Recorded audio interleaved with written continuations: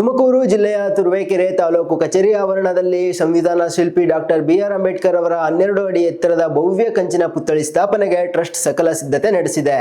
ಈ ಕುರಿತು ಟ್ರಸ್ಟ್ ಸಂಚಾಲಕ ಕೃಷ್ಣಸ್ವಾಮಿ ಬಿ.ಆರ್. ಸುದ್ದಿಗೋಷ್ಠಿಯಲ್ಲಿ ಸಂಪೂರ್ಣ ಮಾಹಿತಿ ನೀಡಿದ್ದಾರೆ. 40 × 40 ಅಡಿ ಜಾಗದಲ್ಲಿ 12 ಅಡಿ ಕಂಚಿನ ಪುತ್ಥಳಿ ಶಿಲಾ ಮಂಟಪ, ಉದ್ಯಾನವನ ಹಾಗೂ ದೀಪಾಲಂಕಾರದೊಂದಿಗೆ ಮಾದರಿ ಸ್ಮಾರಕ ನಿರ್ಮಿಸಲು ಸಿದ್ಧತೆ ನಡೆದಿದ್ದು, ನಿರ್ವಹಣೆಯನ್ನು ಪಟ್ಟಣ ಪಂಚಾಯಿತಿಗೆ ಒಪ್ಪಿಸಲಾಗಿದೆ. 1 ಕೋಟಿ ರು ವಿಶೇಷ ಅನುದಾನ ಜಾಗಕ್ಕಾಗಿ ಸಚಿವ ಡಾಕ್ಟರ್ ಜಿ. ಪರಮೇಶ್ವರ್ ಅವರಿಗೆ ಮನವಿ ಸಲ್ಲಿಸಲಾಗಿದ್ದು, ಜಿಲ್ಲಾಧಿಕಾರಿಗಳ ನಿರ್ದೇಶನದಿಂದ ತಹಸೀಲ್ದಾರ್ ವರದಿಗೆ ಸಿದ್ಧಪಡಿಸುತ್ತಿದ್ದಾರೆ.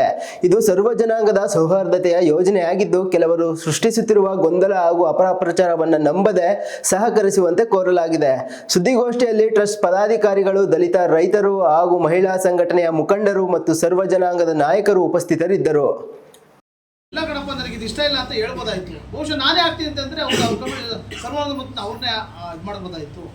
ಆದರೆ ಅವತ್ತು ಅವರು ಸಹ ಒಪ್ಪಿಗೆ ಸೂಚಿಸಿ ಮೊನ್ನೆ ಪ್ರೆಸ್ ಮೀಟ್ ಮಾಡಿ ಇದನ್ನು ಖಜಾಂಚಿ ಅವ್ರನ್ನ ಏಕವಚನದಲ್ಲಿ ಮಾತಾಡೋ ವೈಯಕ್ತಿಕವಾಗಿ ತಗೊಂಡು ದಾಳಿ ಮಾಡಿರೋದು ಅದು ಸಮಾಜದ ಒಬ್ಬ ಹೋರಾಟಗಾರನಾಗಿ ಶೋಭೆ ತರೋದಂತಲ್ಲ.